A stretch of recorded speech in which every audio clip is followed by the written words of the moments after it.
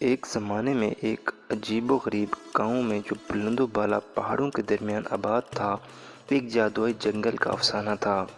اس جنگل کے بارے میں کہا جاتا تھا کہ وہ تصور سے باہر راز رکھتا ہے، صوفیانہ مخلوقات اور قدیم منتروں سے محفوظ ہے۔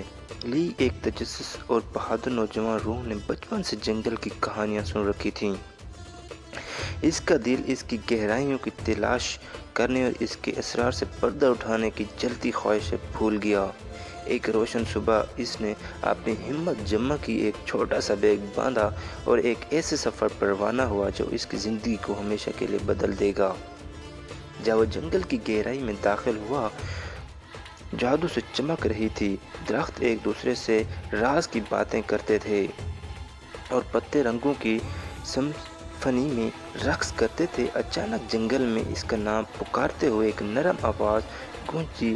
چونک کر لی چمکتے پروں والی ایک دم پتان پری کو دیکھنے کے لیے مڑ گیا۔ میں ایلرا ہوں سرپرست، اس نے کہا۔ اس کی آنکھیں قدیم حکمت سے چمک رہی تھیں۔ آپ ایک صدی میں یہاں قدم رکھنے والے پہلے انسان ہیں۔ اس کو صوفیانہ دائرے میں کیا چیز لاتی ہے؟ لی کا دل جوش سے دھڑکا۔ اس نے جنگل کے رازوں سے پردہ اٹھانے اور اس کے اندر بسنے والے قدیم جادو کے بارے میں جاننے کے لیے جستجو کی وضاحت کی۔ اس کی خلوص سے متاثر ہو کر ایلرا نے جنگل میں اس کی رہنمائی کرنے کا فیصلہ کیا اور اس کے چھپے ہوئے عجائبات کو ظاہر کیا۔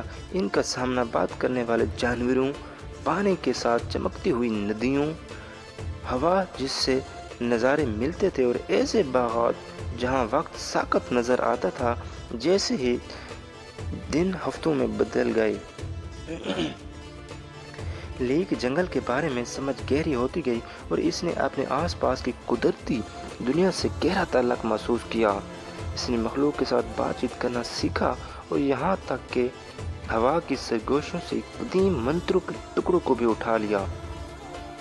ایک منحوس شام، پورے چاند کی چاندنی کی چمک کے نیچے وہ جنگل کے دل میں پہنچ گئے۔ وہاں قدیم پتھروں کے دائروں کے درمیان ایک چمکتا ہوا تالاب بچھا ہوا تھا جو اوپر کے ستاروں کی عکاسی کر رہا تھا۔ ایلرا نے وضاحت کی کہ اس تالاب میں کسی بھی سوال کے جواب میں ایک تلاشی نے پوچھا تھا۔ لی نے تالاب کی طرف دیکھا اور اپنے سوال پر غور سے غور کیا۔ عزم سے لبریز آواز کے ساتھ اس نے پوچھا، میں اس جنگل کا جادو اپنے گاؤں میں کیسے لا سکتا ہوں؟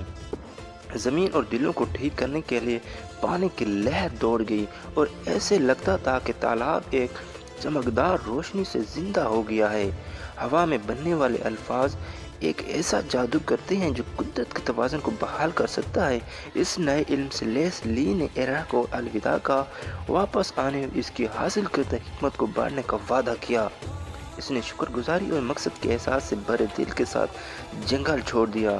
اپنے گھر واپس آ کر لی نے عقیدت کے ساتھ جادو کاست کیا۔ کبھی بنجر زمینیں متحرک زندگی کے ساتھ پپنے لگیں اور لوگ میں ہم آہنگی کا ایک نیا احساس بس گیا۔ اس دن سے لے کر لی کو فارسٹ گارڈین کے نام سے جانا جاتا تھا اور اس کی کہانی نسلوں تک منتقل ہوتی رہی۔ جادوئی جنگل اور اس کا جادو دیہاتوں کے دلوں میں زندہ رہا، جو تجسس، ہمت اور